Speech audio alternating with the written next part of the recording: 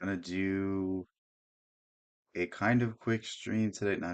I'm not planning on staying on super long, but I still wanted to stream, so I pulled up a few videos. Hopefully they're interesting. Hopefully they're pretty good.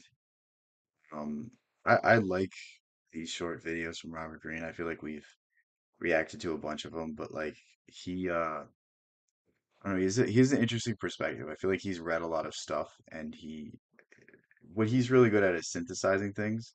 I think that's really his best aspect of um his writing and who he is as a person too. And he I credit him with getting me into a lot of different ideas. He really gives you a decent direction on where to go. What's up, Just My Human The Girl? main thing is to always finish books and don't just choose things that you think are entertaining and fun because that's going to make you lazy and it's going to make you weak and it's make you always look for things that are entertaining, fun, and distracting. You want things that are going to challenge you constantly. This is an interesting idea because I feel like a lot of the books I choose, I do the opposite. What happened? I know what it's gonna be already. How to read more books. I think a lot of problems that I'm reading about in the papers and in online is that in colleges, etc., young people are not taught to read entire texts. They're given passages, Ooh, that's an interesting way of putting it. Because even like the textbooks you buy for like $500, you don't go through the entire textbook. You go through certain sections and you emphasize certain points, but it's in the textbook for a reason. It's in the textbook because that publisher or that author thought it was important. I don't think I've ever heard anyone say it that way. citations, I'm chapters, not even but they're reading not that. reading the whole thing because it's so difficult to get through an entire text. And what you want to do is you have to do kind of resistance training. And what I mean by that is the following. If everything in life were easy and pleasant and fun, we would never get anywhere. When you go to the gym, if you use weights, it's creating resistance. And the I feel like I say this all the time, but it's really important to reiterate. Like reading's a skill, and the more you do it, the easier it gets. And especially reading difficult things, especially reading challenging things. Like I feel like everyone can read The Hobbit, but not everyone can read something that's as dense as a textbook. And it's training yourself to be able to do that because you need both skills. You need to be able to read something that is extremely creative and something that's extremely analytical. The more resistance you have, the stronger you get. And it's not necessarily fun in the moment as you're lifting weights, but slowly you start developing muscle, you start developing confidence, you start looking good, feeling better, and it does become kind of pleasant. But the resistance is what makes you stronger. If you could press that 200 pounds, it was like that, it was so easy, there wouldn't be any value. But the fact that the more resistance, the stronger you get. Everything in life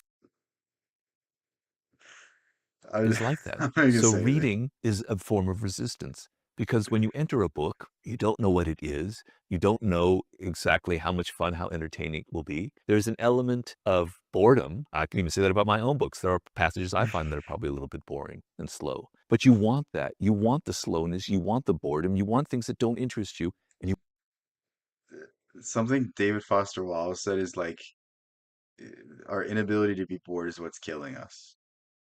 Because there's something about boredom where you get your greatest ideas. There's something about being able to sit there and be extremely, just out of it and bored. I can't think of a better word, but like there's something about that. There's something about monotony that a genius idea will come to you in that moment, you know. Um, think of when you're working on a project, and I use this example all the time, but it's so important. You're working on a project and you can't seem to, for whatever reason, figure it out, and then you leave for 10 seconds to do something really stupid, like, turn off the oven or, do the dishes or some mundane task, and you come back and you have the problem solved. It's our inability to sit with ourselves, our inability to sit with ideas that prevent us from formulating better ones. You want to push through and you want to read the entire book. And so you want to train yourself to finish books and not constantly be going from one to another to another. That will train you so that you will have like a reading skill and you will have the patience. Kind of a double-edged sword with this one. I think it's good to finish books, but if you're reading a book just to finish it and you're not getting anything from it, I urge you to put it down. if you're reading a book and you're getting stuff from it, but you find it boring, keep going through it. But if you're reading a book and you're just staring at pages, put it down, come back to it later because you're not going to learn anything. There's no point in you pushing yourself through it. And what I often do when I read a book that I hate, that is boring, and I make myself read all the way through, I kind of take angry notes about it. I go, God, this is ridiculous. This is so stupid. I hate this. This guy doesn't know what he's talking about. You can react to the book. You can have a dialogue with it. But you want to be able to have the patience to get through a 400, 500, 600 page book. So think of it like you're going to the gym. So a 200-page book will be kind of easy and it could be a subject that interests you. Choose something that's a little bit difficult and a little bit complicated. So it's more like pressing 200 or 300 pounds. It's hard. It's not easy, but it's training the mind to be patient. Also look for books that are going to challenge you. That maybe it's not how you feel politically about the That's an interesting idea too. And I feel like I don't know if I say this enough, but it's it's not enough to read books that you know you're gonna like. You also have to read stuff that might be outside your comfort zone. You don't even have to disagree with it, but just something out of your normal wheelhouse. Try something new, expand your perspective. I've done that with so many books, and I found myself loving them. And it's just, you can't expand your comfort zone without getting outside your comfort zone. world. It's not how you feel spiritually about the world. It's something that's a little bit outside what you would normally encounter. It's not something that other people, that your friends talk about. So you're challenging yourself with content that is difficult or that is not what you normally believe in or not from the circle of friends and influencers that you normally pay attention to. That's also resistance. It's I hate that word influencers. Whenever you say influencer, like I've never described anybody that I enjoy like watching their videos or reading their books or paying attention to them as influencers. I feel like influencers are just like the vapid morons that just get like 20 million views but no engagement and no sort of long-term. Figure like Jake Paul or someone like that, just people that just get headlines because they get headlines. training you to open Nothing your behind mind it. to different ways of thinking. I often, when I write a book, I deliberately read a book that completely contradicts what I'm saying so that I can open my mind to other ways of thinking. The main thing is to What's up, always finish Gloryville? Did you see the poll I put? Make sure well, you don't have to rush to answer it, but answer that in the next day or so that we can do the members only stream. Um, but yeah, what's up, man? books. And don't just choose things You better have watched the stream I did yesterday. Yeah, it was yesterday. Um, I had so much fun doing that. I enjoy doing that. So watch that when you get a chance. Let you see. It should be in the I don't know if it would be members only tab or if you could see it just in the channel posts, but that you think are entertaining and fun, because that's going to make you lazy and it's going to make you weak and it's make you always look for things that are entertaining, fun, and distracting, right? You want things that are going to challenge you constantly, all right? And the longer the book, the better. I mean, take one of Robert Caro's books about LBJ. They're about 800, they're over, some of them, I think some of them are over 1,000 pages long. They're very why would you ever read that? Yeah, yeah, about Neville. I would never read a book about LBJ. Like, I don't know how people read about politics. It's so exciting. boring. They're very It's interesting. just the But if same you read stuff one of over and those over books, you have again. to maintain your patience, your concentration for quite a long time, go through that entire book. That will train you. Reading is a process of slowing down, right? Your mind is moving too fast right now. You're kind of going, all these things are distracting you, right? On the internet, etc. Reading is slow. It's slow. And this is something that I don't know if I have said in this way, but like reading is really a way to reclaim your attention. Like, I think we all have somewhat of a basic understanding that your attention is your currency, like what you put your mind to. And if you could purely focus on a singular idea, on a singular mission for a single day, like you probably could solve it. If you're having issues with your health, then maybe you could sit down and think about what steps could I do? How could I do this? What doctor should I see? Like I promise you, if you actually spent more than 2 seconds thinking about an issue, you would be much better equipped on to solving it. But now your attention's monetized. Now, you're making money for all of these giant corporations by scrolling endlessly. The more they keep you engaged, the more money they make, and the more they can sell your data and all that sort of stuff. What's up, truth over lies? You voted for Siddhartha? Okay, okay, that's cool. Yeah, thanks for telling me too, so I don't have to go go check it later.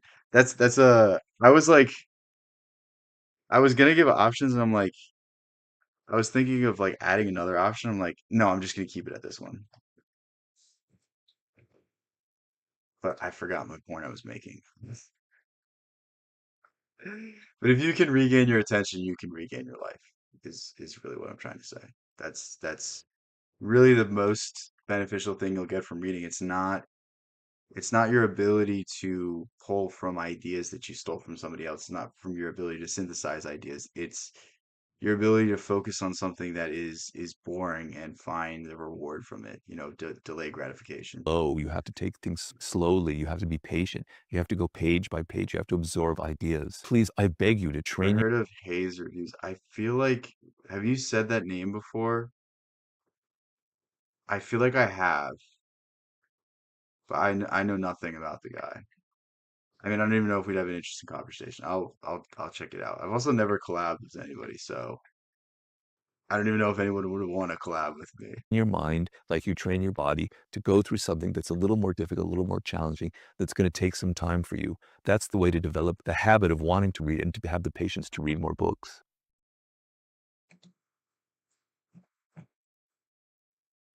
I was like, what is this website? It looks so weird in the big text. All right, so I have these two other videos pulled up.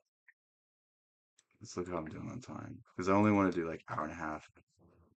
Wow, I'm gonna have to stall more. Collab with another Puerto Rican. Well, yeah, I might have to do that, right? This is the Grim. I love this channel. Let's There are three big lies destroying people's minds: wealth and willpower. Three. How what's about it environment? 300? Everything is built on these three, Bratan. When you hear So I briefly looked at what they are. I don't know if I necessarily agree, but them, your brain will they connect a definitely are big thousand issues. dots to a strange feeling you have had your whole life. Things will start to make sense finally. When you see these three lies clearly, your mind goes from chaos to order. With that order, you can build your life, your future, step by step, every fucking day. I love how serious his face All right. gets. What is the first lie? Big lie number one: the lone wolf myth. Here is the narrative: you don't need anyone. What? You can't be a Sigma male? No way. Be independent. It's you against The guy isn't even Russian. Is he not? Well, I mean, obviously it's skits. Obviously he's not a real mobster. But what is he? the world. Trust no one. This is the biggest lie of modernity. Hollywood movies, self-help books, motivational speakers, they all push this poison. The strong man who needs nobody. The entrepreneur who builds alone. Every fucking day. I was like, what does that mean? I was like, oh wait, that's how he said that. The hero who saved the world by himself. You know what a lone wolf is in nature. Dead. Wolves live in packs, or they die when winter comes. And there's this weird like I don't know, there's this weird like acceptance that like you have to do everything yourself. You can't have anybody helping you. You can't build with other people. Like it's I don't know, a lot of the messaging, a lot of the packaging in movies and media is all about securing things for yourself and following your own career path and doing this and doing that. It's weird. A German born in Finland. How do you know this? Does he say it somewhere in a video? I'm confused. Like, is there like a background on him?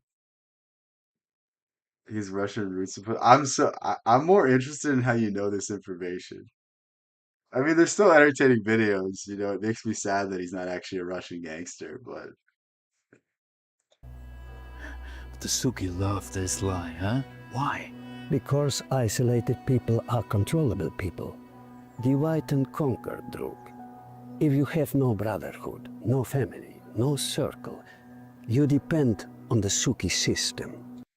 There's like this, so it's weird. I mean, at least in America, like if you look back like 50 years, like people always say there's no safety net, but like the safety net was your community. And like, I mean, there's pros and cons, but like at the same time now, like I don't really know my neighbors that like I know my neighbors that have been here for a while, but I don't know. I've never spoken to the new neighbors that have moved in the past few years, and it feels like every year people get further and further apart. Like if you ever lived in an apartment, I've lived in apartments where I don't even know what the person that lives next to me looks like. And it's a very weird kind of idea. It's like you don't even know the people that live in close proximity to you. You're a loner. I mean, I'm a loner too, but I mean, I'm sure you have like some people you talk to. Like even if you say you're a loner, there's probably somebody around, unless you're an absolute hermit, which again, if you're a hermit and you're okay with that, that's one thing. But I think he's more so talking about the people that are like, I'm gonna conquer this world and I'm gonna do it by myself. I think he's talking about that. I don't think he's talking about like the ascetic people that just swear off the world. I think that's an entirely different category. Their jobs, their banks, their poisoned food supplies, their approval. I built my first business alone, failed. Built my second one alone, failed. You know when everything changed? When I met you and Matvey. 3 people with the same values. And we trust each other with our lives. You learned it late. The power centers of this world are not individuals. It's families, founders, fraternities, dynastic networks. So the big lie. If you look at the roots of banking, the Rothschilds, they were a central family, and then they sent brothers out to different countries, and then established this really advanced network of spies. And because of this, they could trade information, and really because they spread out so much, they were able to get such a foothold in Europe. Is you can do it alone. This cuts the connection to like-minded people, but it also cuts the connection to above. Exactly. It is connected to the big lie number 2. God is dead. Religion is outdated, science has all the answers, materialism is the only truth, spirituality is weakness, yada yada yada. This lie murdered the soul of the West. This is really like what Dostoevsky spent his whole life trying to argue against. This is the funniest video on the planet. No, I know I love these guys. They make me laugh so hard. Like I feel like they do a good job of like I like the things they say. Um they do a lot of book like videos where they suggest books, but they do it in these like skits, and it's like so serious that it's funny. I don't know how to say it. I really like this channel. Nietzsche said God is dead and the Suki made it their Bible. Suki pretend they believe in nothing, but that's not true. They participate in esoteric societies, occult rituals, Luciferian shit, while promoting pure, hollow materialism to the masses. Little fuckers are two-faced. Lucy. That's like the funniest part is like the people that like are like the highest intellectuals and like part of all of these like fancy schools. The people that fund all of these institutions literally believe they're descended from Atlantis.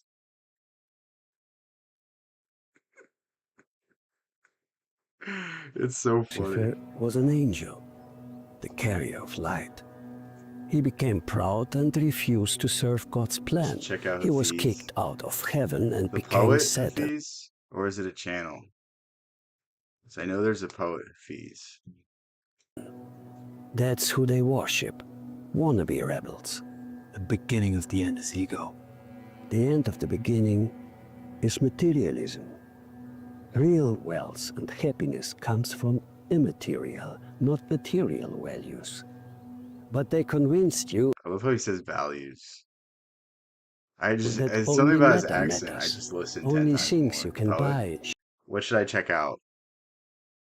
Let's give me a a book or a collection or a poem to read show, touch, or measure. write it But down. why materialism? Matter can be owned, taxed, and sold in a centralized way. Spirit can't. But the Catholic Church sold spirit, sold indulgences. This was not spirit. This was darkness. That's why they fell, Suki. Our great-grandfathers owned 3 shirts and were happy. Kids today own 300 shirts and feel depressed.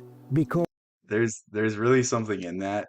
Um, there's like the saying that a lot of people will cite, and it's that money's the root of all evil. It's not really that. It's the love of money.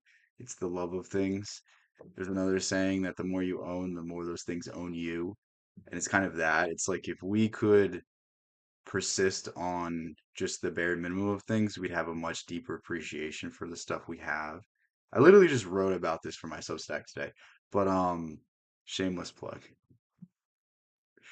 But the more things we have, the harder it is to actually use those things. That the harder it is to actually rely on those things. The harder it is to actually appreciate those things. Whereas the less you have, the easier it is to say, well, I'm going to only have this, but at least this works.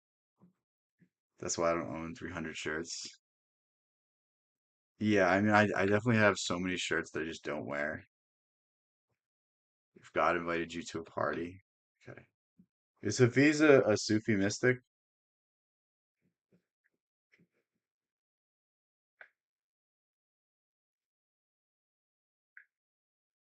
I know, moving up in the world, I have a Substack. You have the gift. It's a collection of his poems. Okay, okay. Yeah, I definitely I've heard the name Hafiz, not just like I haven't just seen it. I've seen like people talk about the stuff he writes, but I don't know anything about him, and I can't say I've read any of his poems. Maybe I have, but yeah. our ancestors had God, family, purpose, honor. Kids today have that, distraction, dopamine hits, and designer logos. Wait a minute. Our ancestors lived in feudalism. Feudalism exploits God, family, purpose, honor. Not everybody was so stupid to stay in feudalism. People left the feudalist society and went to America, New Zealand, Switzerland, until money built a new feudalist system there. And now data builds. I was hoping they were gonna say this because like the more you see like the taxes on the land on the tax on the land you own, like the more you just like this is just feudalism with a different title on it. It's The actually next. sickening. That's okay. Each liberating system will one day become a prison. Where's the quote? They become a prison. This is essentially a quote that Albert Camus said. Um, what's the book called? The Rebel. He said something along the lines of all revolutions become exactly what they were fighting against. And really what that means is that, the moment the revolution ends is the moment the next one begins, is the moment the next government then in some way restricts the rights of people. Think of the Jacobins, is that how you say it? Some of these words I've seen a lot, but I've just never said out loud. And I know I always butcher it, but think of the French Revolution, we'll say that, Robespierre thought he was liberating man, but really just liberated his own head off his body. Each generation needs to do a I don't even know different if prison can I break. say that. Maybe that is line number 3. We live in a free market economy. We're told we live in capitalism. There's 3 companies, and I'm being generous. There's State Street, Vanguard, and BlackRock.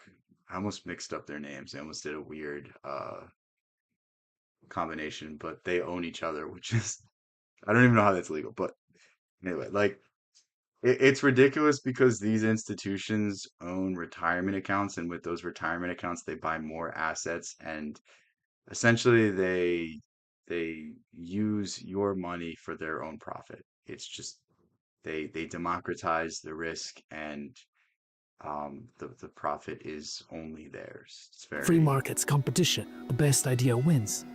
Today, two asset managers, BlackRock and Vanguard, oversee more than 20 trillion. They are Vanguard's private too, which made the fact that it's private, the fact that it's investors you don't know. the top shareholders in almost every major company. Vanguard is the top shareholder of BlackRock. Six corporations control over 90% of US media. BlackRock is again top shareholder here. Capitalism and free market is over. Larry Ellison also bought up like a lot of stuff recently. I know he bought Paramount, which is I think CBS too. Didn't he buy CNN as well? Didn't he also buy TikTok? Am I thinking of the same person? They all have that weird look to them, and I can't tell the difference between them anymore. They all like somewhat morph into like uh, uh, reptilians, I guess you could say. They just look The weird. Sukis sit on the same board. They share the same investors. They follow the same agenda. Here's another detail. Not demand and supply controls the stock and the crypto market today. It's mostly liquidity that will make your assets go up or down. And who controls liquidity? A handful of banks. It's even scarier than that. It's computers. It's literally computers trading that control. I don't know how any of this is. It makes no sense to me how it's legal. I mean, what else? Not actually reptilians, but they look like them. I'm not. I'm not. What's that guy, David Icke? I'm not David Icke. And the Suki who owned them. Call that free market economy? It was a joke. Real capitalism rewards value creation. The current system rewards compliance and connections. It's two small steps away from communism. Real free markets punish failure. Do they not look like lizards though? You know what I mean? Like, have you ever seen a normal looking billionaire? I haven't seen one yet. But this system bailed out the biggest failures with my tax money. Look at 2008, the start of all the bullshit we see now. Let's not get negative. 2008 was People not the just start of need it. to get the three 2008 was like the effects of them screwing around with all this stuff for so long. lies out of their head. The lone wolf myth, God is dead, and the free market economy. Then what? Then a paradigm change can happen. When a system falls, honor becomes the only currency. Band together. That's why we have the Grimm Circle, right? Like-minded Grimms.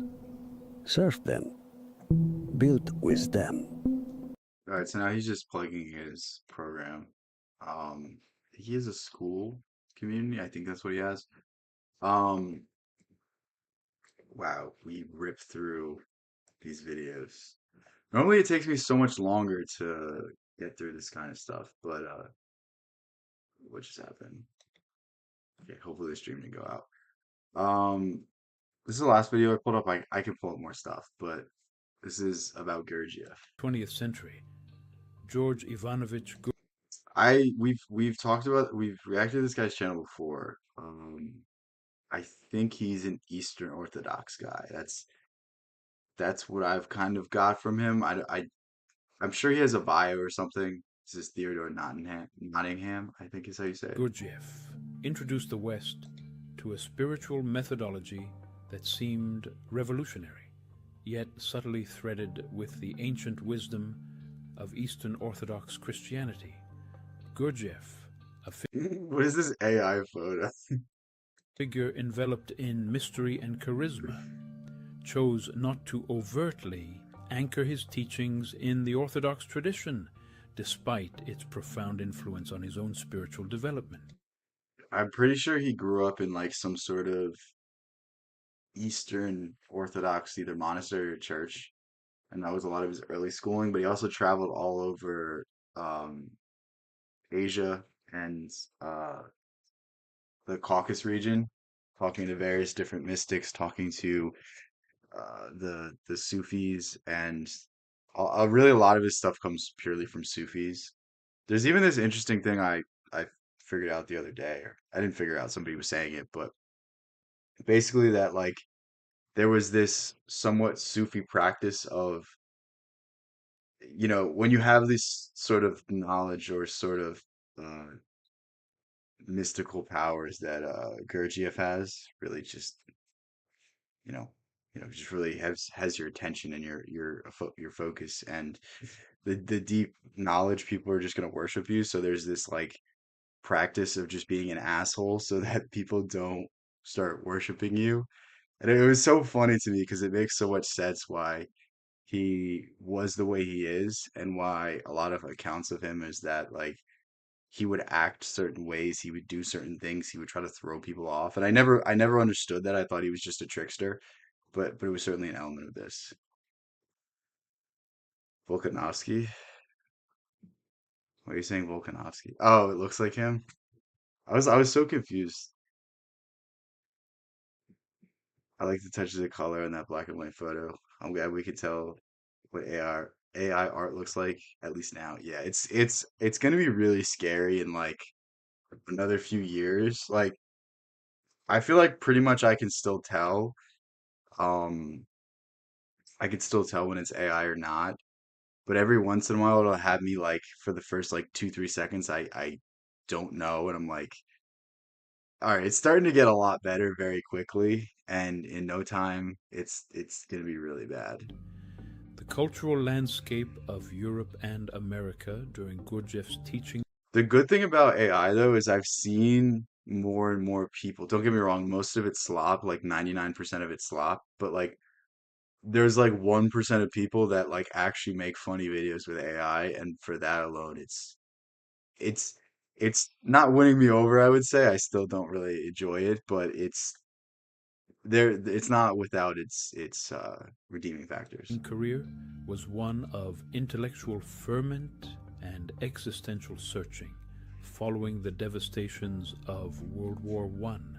People were increasingly disillusioned with traditional Western religious institutions, seeking answers that existing doctrines struggled to provide. Gurdjieff, sensing the spiritual atmosphere of his time, presented his teachings in a It's interesting because during this time, like during when Gurdjieff was alive, that's where Theosophy was really starting to get really popular. I think Theosophy was, I don't have the book in front of me, but I think it started in 1875 around there.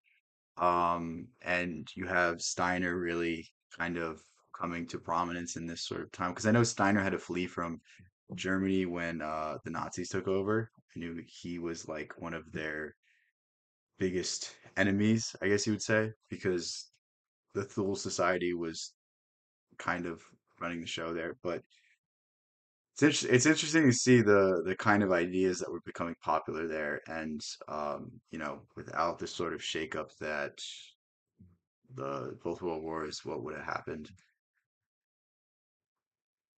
I like the after school AI slot video, mankind's last invention. That's an interesting. I haven't seen their video, but that's an interesting way to say mankind's last invention, because it may very well be. The only thing about AI though is that it's trained off of other people, and like I just don't have a lot of faith in other people's intelligence. I don't even have faith in my own intelligence, and I find myself being wrong all the time. So like I can't imagine, like if you scrub the internet for all the nonsense, like you're gonna get a lot of nonsense in your answers. Like you can catch AI lying to you a lot, and you could say that's one of two things: that it's hiding the truth and it's censoring, or it's just dumb. And it's probably somewhere in the middle of that. You avoid having a smartphone. You are so much better than all of us. Never change, never change. form that did not I include wish I could do explicit that. religious dogma. His fourth way emphasized direct knowledge and experience over faith, a method he believed would resonate more deeply with a Western audience steeped in rationalism and secularism. Despite this, Gurdjieff's teachings were not devoid of the essence of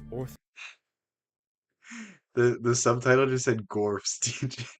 Orthodox Christian spiritual methods, such as the transformational struggle with logis moi, intrusive thoughts, and the watch of the heart. But these elements I I do see the influences from Eastern Orthodox. I do like I see what he's saying, but at the same time, a lot of this stuff's in a lot of other practices. So like that's the thing with Gurdjieff. It's like you could say you got this from here, this from here. You don't really know because a lot of them have this same kind of perennial philosophy or like common threads between different religious beliefs, creating naturalists. I don't know what that means, but were subtly integrated it sounds into a good, but it could be broader, more something horrific. universal Who framework. knows? Perhaps this was Gurdjieff's way of universalizing his teachings, making them accessible regardless of one's religious background. As Gurdjieff's life neared its end, and similarly as his former associate P.D. Uspensky concluded his own journey, there were poignant revelations that hinted at a return to the roots. Individual students received personal advice. Uspensky, I think in his dying message was he's literally about to say it, but I'm just gonna finish my thought. His dying message was to just return to Eastern Orthodoxy, That would point which he spent his whole life searching for something more just to return. It's a interesting full circle moment, and maybe that strengthens your faith if you're that. them back towards the cradle of Christian mysticism, Mount Athos. This hallowed ground, steeped in meditative and prayerful solitude, was suggested as the source to truly understand and experience the foundational elements of their teachings. Among these students were notable figures like Gerald Palmer and Madame Kadlubowski, Uspensky's I don't know who either of those people are. secretary for 30 years, who participated in the English translations of the Philokalia, a seminal collection of Eastern Orthodox texts Okay, I was gonna say I've never heard of that before. focused on contemplative life. They were urged to set aside the system, as Gurdjieff's teachings were often called, and seek the ancient transformative wisdom of Orthodox monastic. Gurdjieff's teachings are called the Fourth Way, but I'm gonna vastly oversimplify here. AI could take our ability to discern. I see it in rabbit hole dwellers. What do you mean by that? Because I know what you mean, but why do you see it especially in rabbit hole dwellers? You talking about like the crazy people that can't tell they're being led astray. I think those people are going to be led astray regardless. Maybe it's scarier because you have somebody, there was like a story, and I just clicked off of it too because I really didn't care, but it was something along the lines of this guy thought he was like a secret genius, and he thought he like discovered some math problem, and he thought he was going to get published and become super well known and super famous, and it was just the AI lying to him the whole time. So are you talking about that where it's just confirming your biases, or are you talking about something else? Which because that's an interesting thought. I don't know if that's what you're going at though. Practices. This narrative shift suggests a full circle return to the very spiritual soil from which their transformational ideas had once quietly sprouted. Their guidance to explore Mount Athos underlines a profound respect for the depth and purity of the Orthodox spirituality. I think if you go to any of these monasteries, I think you're going to find something. Now, are you going to find everything? Probably not. And that's really the issue for most people is that you're not going to find. There's no such thing as the solution to life. There's no such thing as the secret to all things. It's the secret is you already have it, but it's getting that out of yourself. It's gaining your attention back. It's understanding yourself. It's having self-observation to the most extreme degree is the easiest way to put it. And I'll just outline my favorite ideas from Gurdjieff right now because he's not really talking about the substance of it, which is fine. This is interesting in itself. But to me, the most interesting elements of Gurdjieff is that Gurdjieff believed man was a machine, and what he really means by that is most of your day is unconscious. Most of your day, you're not aware of what you're doing. think when you wake up, you go on your phone.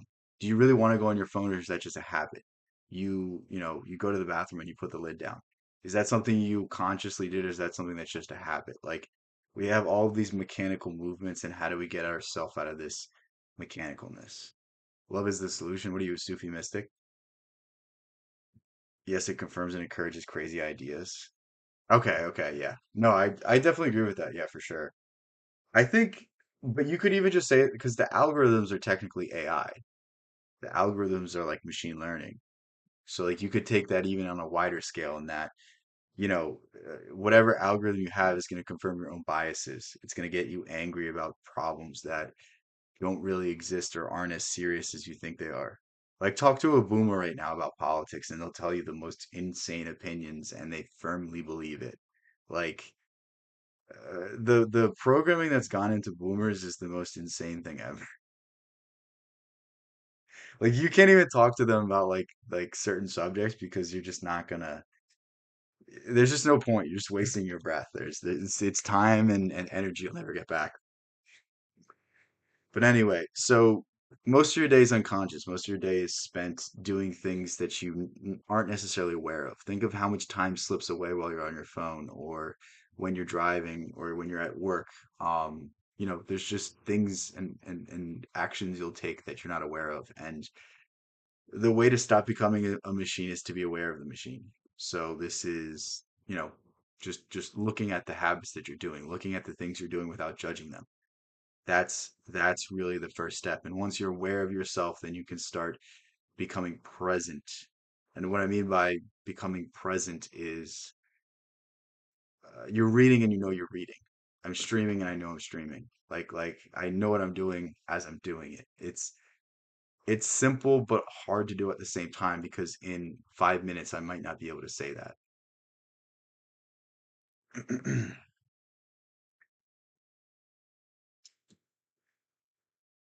I love a slow morning with coffee cones and computer. What's coffee cones? I don't know what that means. Boomer libs are super cool. I don't know. I don't know what a boomer lib is. I haven't dealt with any of those. Well, I probably have, but I mean, I just that generation is just something. They lived an interesting life, we'll say. I think Tim Dillon has the best take on boomers. Affirming its place as a vital wellspring of their own teachings. This enduring link between the modern spiritual quest and ancient monastic traditions invites followers to a path of discovery that promises not just knowledge, but a profound inner transformation. Gurdjieff's teachings often sidestepped a direct invocation of Christ in the context of spiritual awakening and enlightenment. This omission was not due to a lack of reverence. Rather, it was a deliberate choice aimed at conveying his teachings in a form palatable and applicable to the spiritually eclectic and often secular sensibilities of his.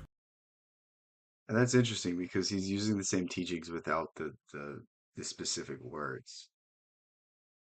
And that there's something magic to that because there's certain buzzwords. It's a hypnosis thing. It's a neurolinguistic programming thing. There's certain words that if you say something to somebody, they won't listen to the rest of what you're saying.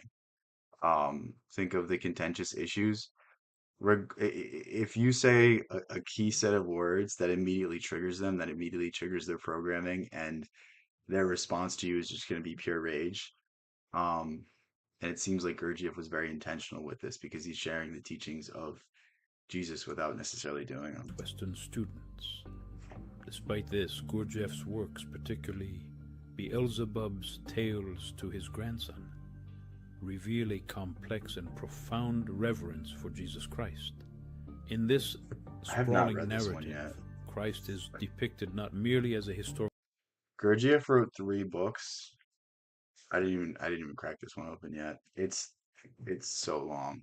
Somebody described it as the Ulysses of esoteric books, and once I heard that, I'm like, I don't want to read this. Anytime anything's compared to Ulysses, I just don't want to pick it up because that was just. I read the whole book and I got nothing from it. Like I don't know if it's necessarily a good comparison for anything because it just means I'm not gonna.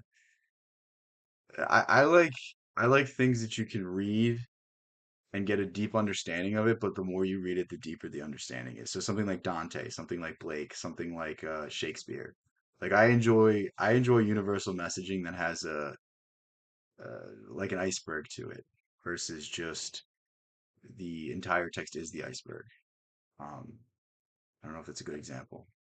Historical figure, but as an extraordinary manifestation of divine essence whose life and teachings offered profound insights into human existence.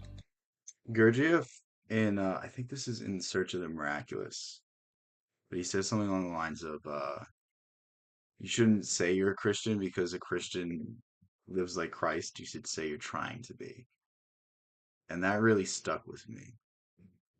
Because, like, to say you're a Christian is means you turn the other cheek, means that, you treat everyone else as you treat yourself, that you honor your mother and father. Well, actually, those aren't as important because of the covenants being fulfilled with the resurrection. But And spiritual potential.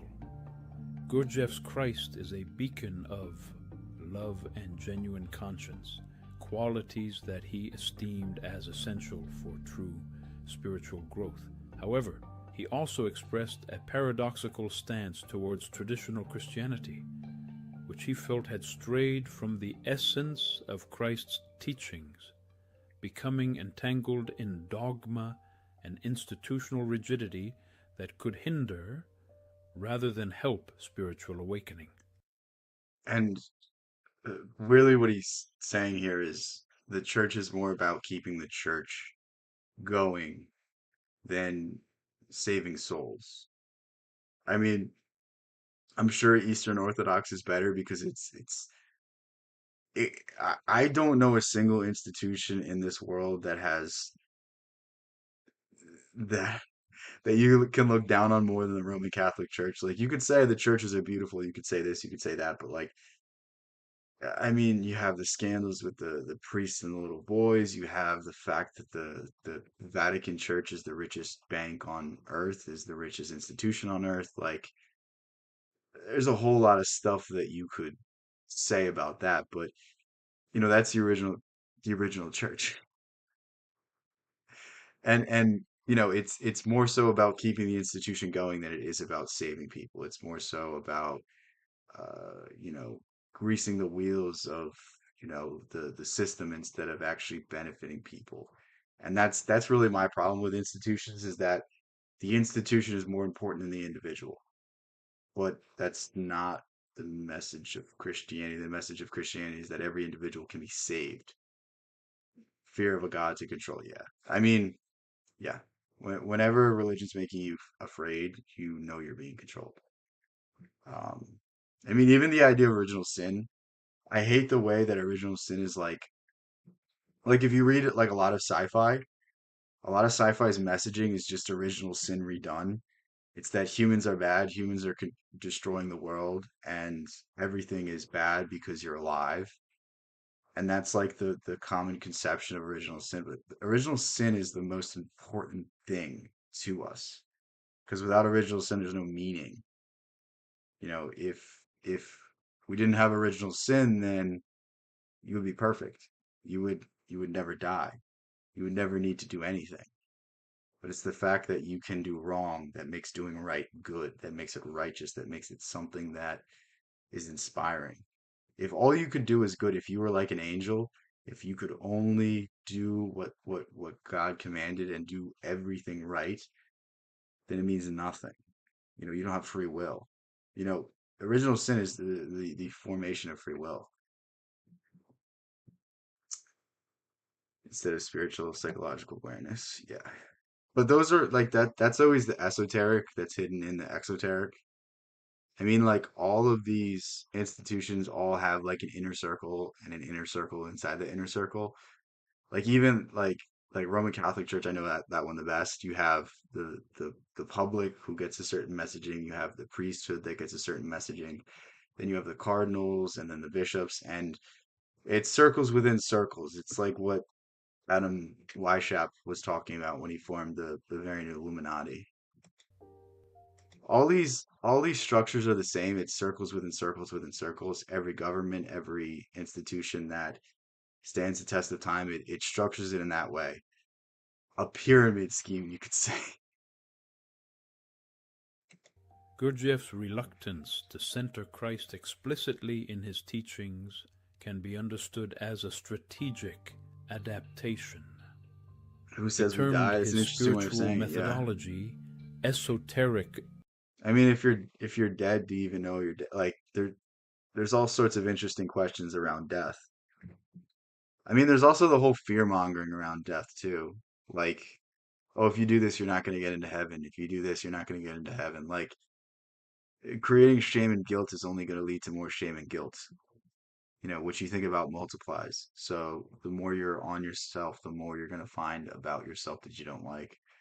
Christianity, a phrase that suggests a deeper, more mystic. I mean, if you want absolute proof of the fact that shame and guilt don't work, James Joyce was, in the Jesuit church or the Jesuit schools, and was schooled his entire life by the Jesuits, who were the most rigid and strict on the rules. And his writing is the most difficult to read.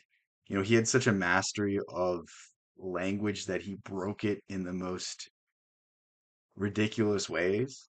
But not only that, he has some of the filthiest writing that has ever existed. Like his writing was so filthy that like he got it through censorship because nobody knew what he was saying. Like he used linguistic tools to disguise the sheer filth that he was writing. It's honestly kind of funny, but it's like did they really accomplish their mission by not by being hard on people? Oriented approach to Christian teachings, one that transcends orthodox practices and penetrates to the heart of inner transformation.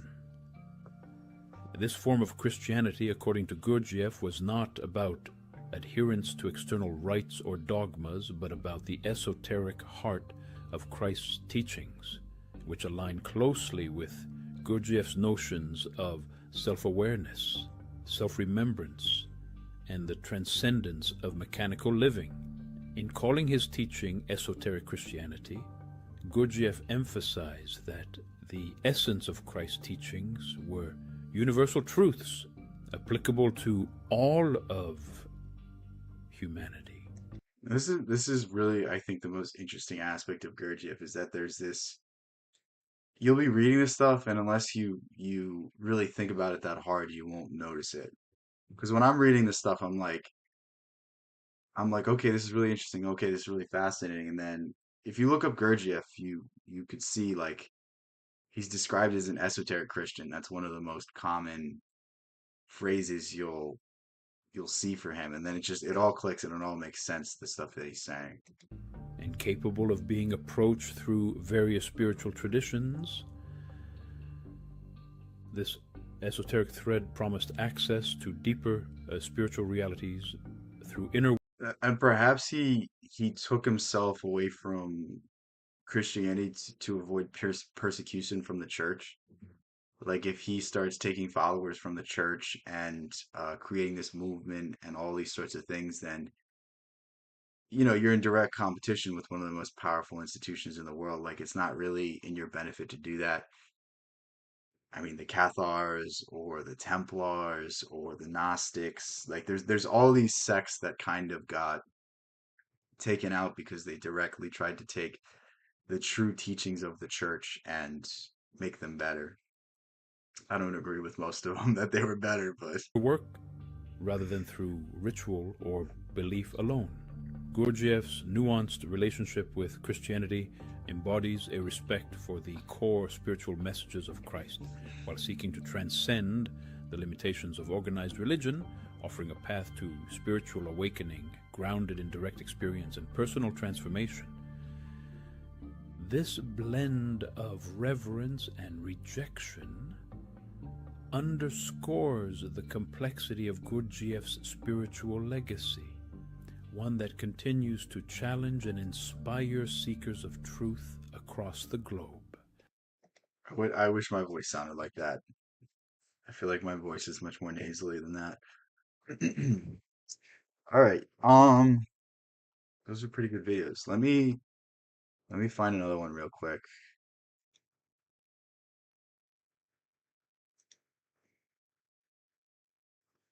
I know Robert Greene has a few short videos because I wanna keep this going a little bit longer because I'm having fun, but I can feel myself starting to lose my voice, and I told someone I was gonna be somewhere, so I can't stay on too long. Let's see what If he you has to read a say lot of here. history, The madhouse we all live in. you know, 100, 200 years ago, people had these very powerful anchors in their life. A lot of it came from religion, or it could be from the community that you lived in. You can tell he's read a lot of Dostoevsky and a lot of Nietzsche.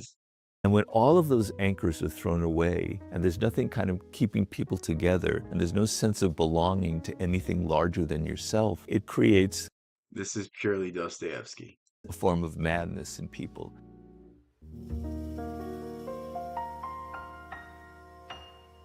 You know, the other I think my voice is nasally. I mean, I can't really if I listen back to my voice, it does sound that way. But I also broke my nose at some point, so it definitely is a little more than it used to be. Who knows? Do you ever really know what you sound like to other people, though? You know what I mean? Like when I talk, I hear it, but that could just be my, okay, I don't hear it anymore. day I was on my bike ride in the neighborhood, and I had this image pop I proved myself wrong in 2 seconds. Because with my mic on, I can hear my audio a little bit. into my head that I'm actually living in an insane asylum, and everybody around me is kind of crazy and losing it. And maybe I'm losing it as well, but it's like I'm in this sort of madhouse. There's something to this that I think it was Freud said that we all kind of have some sort of neuroses, that everyone is kind of crazy in their own way.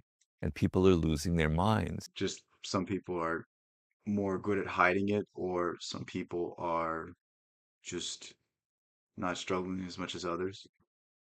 And the people in the asylum don't realize that they're in an asylum. So it was just a weird image that popped into my head. But in times like this, where there's so much change and there's so much chaos going on, and you don't really know what's happening next, like with your career, things are changing so quickly, and with technology, and with everything shifting politically. Other people, and I'm telling you that you're not nasally or nerdy in terms. Well, I feel like my voice definitely isn't nerdy, but I feel like it. I don't know. Maybe it's just me being like knowing I broke my nose that I'm like perceiving it a little different than I used to. And economically in the country, there is so much uncertainty. And when there's a lot of uncertainty and people can't really have a grasp on what's coming next in the world, it creates insanity. It creates kind of a form of madness. And I read it in politics where Yes, it's a madhouse today. I mean, it's almost intentional though, because I feel like fear is like the easiest thing to weaponize. Like if you make someone afraid and then you give them the solution in the form of a pill, then they're forever going to need that pill. So it's like, think of all the people that just blindly follow the news and just, oh, this person said this. This person that the institutions respect said that I need to be afraid of this, this, and this, so I'm going to be afraid of this. Like, I mean, it's all just social contagion and social control and mass hypnosis on a grand scale. If you don't believe me, just read Propaganda by Edward Bernays, because I mean, this guy that inspired the entire field of public relations literally said people are too stupid to make their own decisions, so we have to impel them in a certain direction. there's so much volatility. Every 2 years, there's these incredible shifts in people's opinions. And so there's no kind of stability, there's no kind of anchor in people's lives. And the thing is, you're not aware of the historical moment that you're living in. This is just the only times that you know is the year 2026. But if you read a lot of history, you know 100, 200 years ago, people had these very powerful anchors in their life. A lot of it came from religion, or it could be from the community community that you lived in. And when all of those anchors are thrown away and there's nothing kind of keeping people together and there's no sense of belonging to anything larger than yourself, Again, this is all of Dostoevsky's writing, and this is why people love Dostoevsky so much today, is because he really hits at the decay of Western civilization. He really hits at the decay of morality and ideals and having something important in your life. And think about what people aspire to do. Most of our lives are aspiring to get more things, to go into more debt, to get out of debt. It's very, I mean, like, I hate saying like the rat race or like the Matrix or like, but there's some truth to that analogy. And again, are you going to ever create a system that's not that way? Probably not, but at least there was something more. At least there used to be community. At least there used to be hope. At least there used to be actual um, existence. You look at how people used to live a while ago, and you look at how people live now, and you look how far we've strayed from what we were designed to do, and you wonder why people are so unhappy. You know what I mean? You wonder why people are so depressed and so sad. It's because something's not right. It's because you're not living in accordance with nature, in accordance with something approximating a real human existence. it creates a form of madness in people. So what do you do to combat that? How do you stay sane? Well, the first thing is you have to realize that you probably aren't sane. Like I do this every day in my meditation. I meditate You have to realize you're probably not sane. I don't think I've ever heard anyone say that. That's why I'm laughing. I every wonder the point morning. he's And I'm making. very aware as I'm doing that my thoughts and my ideas are like programmed from outside of me. They're programmed from Instagram. They're programmed from all the media that we consume. So you have to first be aware of the fact. Do you think his Instagram's like all Instagram models? I wonder what Robert Greene's Instagram feed is. Mine is so horrible. Like, I think collectively everyone can say that Instagram has the worst algorithm because of the stuff it shows. Like, mine is just like if I showed you guys my algorithm, you guys would like think so much less of me. Not that you think highly of me right now, but it would be even less than that. Act. Your emotions are continually being played on. You're being manipulated. People are continually riling you up. You don't have control over your own emotions, over your own mind. So to have the awareness, first of all, that you probably are one of the inmates of the asylum, that you probably are a bit insane or mad is a very important step. And then you have to reclaim yourself in a little.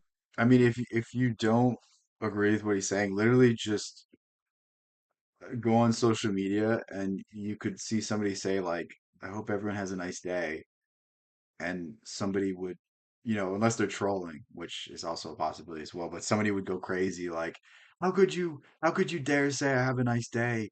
This and this happened to me and you want me to just get over it? Like, you know exactly what I'm talking about. Like somebody could literally say water is wet and somebody would disagree and call them the devil and all sorts. Like, again, if it's trolling, then it's kind of funny that you got me and you tricked me. But I've seen it so many times that like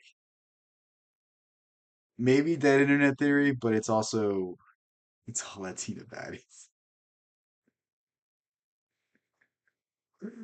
You know what? I hope that this exact stream gets to Robert Greene and he sees that exact message and replies in the comments. That'd be nothing like I'll know I made it when all the shit I've talked about, well, I'm not talking shit about him, but all the jokes I've made about people, it gets back to them and they're like, what is wrong with this guy? Like I feel like I've said so many things that just so questionable, and I've only said them because I know it'll never get to them. But Little bit. You have to reclaim who you are. You have to reclaim some mental space. So I very much advise using social media as a diet, and that you have to go on a diet every now and then, and you have to get away from it. You have to spend a weekend with the phone completely off, or just one day. You have to reduce your exposure to the things that are literally driving us insane. the funniest thing to me is when people are like, "I'm gonna take a break from social media," and then like 5 hours later, they're like spam posting and they're crashing out and going insane. It's the it's the funniest thing to see. Like I could literally name like several people that said they were gonna sign off and have a nice Easter weekend and just uh, completely ruin their entire lives this weekend. It's so funny. So the other day, I was looking on Instagram, and normally I ignore the Instagram feed because it's not really interesting to me. But I was noticing I think it is Latina baddies. that there were these videos that I was watching that are largely getting outraged about everything that Trump is doing. And I clicked on one, and obviously I'm among some of those people who are very outraged, I have to admit it. But then my feed just kept more and more and more and more and more and more of it from the same people. I see that all the time where like the algorithm will serve me something and I'm like, oh, it thinks it's gonna get a reaction out of you. You're not gonna do that today. Yes, I talk to my no, I don't talk to myself like that, but like in my mind, I'm like, why is it showing me this video? Oh, it wants me to be angry. It wants me to get upset. It wants me to feel some type of way. It wants to take 10 minutes away from my day, 15 minutes away from my day. It wants me to focus on something that's not important instead of focusing on my own damn life. You know, if you focused on your own damn life as much as you focus on other people's, how much better could your life be? And I really think that's the central ideal. It's like, unless the person's actually in your life, unless it's like your best friend or your family member or a loved one or like a business partner, like why are you worrying about what someone else posts? Why are you giving any attention or energy to things other people do? Because it doesn't serve you, it doesn't benefit you. That anger, that energy, that feeling, that emotion, that time, you could spend that in a fruitful relationship. You know, any time I spend in anger, I just think to myself, I'm like, that's energy, that's time I could have spent with somebody I love, somebody that I've been neglecting because I've just focused on the wrong things. And when you start to see it in that way, it kind of makes all these things seem so worthless. But again, social media is just, they literally stole techniques from Vegas on how to capture your attention, on how to keep you gambling. Because think, what is scrolling? Scrolling is it's the slot machine. A certain amount of lights, a certain amount of dopamine is going to hit your brain, give you a certain reaction. It's going to carry certain ideas. It's going to make you think certain things, and you keep scrolling. And then the next video is not as good. And then the next video is not as good as that one. But then the third video, oh, it's exactly what you wanted to see. And that's how the algorithms are kind of hacking your brain and kind of keeping you engaged. It's just a slot machine. It's just a slot machine where the reward is nothing. People, some of it very entertaining, comedians, podcasters, public figures. But then I realized they're making me so upset and so angry and so outraged. I don't have any control over it. And it's a machinery technology to manipulate you, play on your emotions. They make billions of dollars off of this, right? You are being continually played. I'm afraid to say it. And you need to wake up and realize that this is happening, that you are Who? Oh, is it DJ Khaled that said you played yourself? I don't know why that sprung into my mind. That was like a repressed memory for 10 years for a good one of reason. the inmates in this asylum, and you need to step back from all of these forces that are continually playing on your emotions. That's sort of how All right. Nice, good video. Um, yeah, I'm gonna get going because I feel bad because I told someone wow, that is a sign to end the stream because I just had a semi stroke right there. But I told someone I was gonna be somewhere. I don't want to let that person down, so I'm gonna head out. I need to start doing more streams like this where I just turn on the camera and I just talk to you guys because this was fun. We had a good discussion, talked about some interesting stuff, talked about some stuff, I don't know, random stuff, but it's always fun to have the back and forth. It's always fun to just, I don't know, go off on tangents and completely talk about things that aren't important. But yeah, with that said, have a good rest of your night, guys. Peace out. I'll catch you in the next one. You'll definitely see me Friday. I don't know about tomorrow. I might procrastinate, but yeah, see you Friday, guys.